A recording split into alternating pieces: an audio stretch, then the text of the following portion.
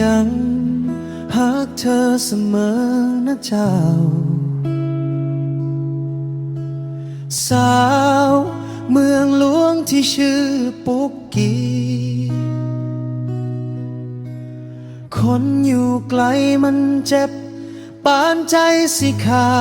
ดทุกทีย่านมือหนึ่งคนดีสิลืมอายไป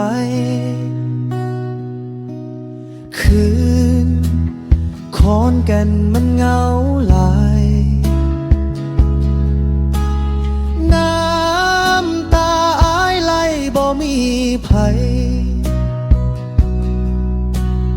ได้แต่กอดความหลังห้องให้กับคำสัญญาใต้ต้นบักม่วงที่เจ้าลืมแล้ว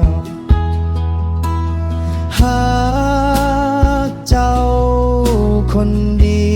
ยวเด้อแต่เจ้าคงบ่ฮักอายแล้ว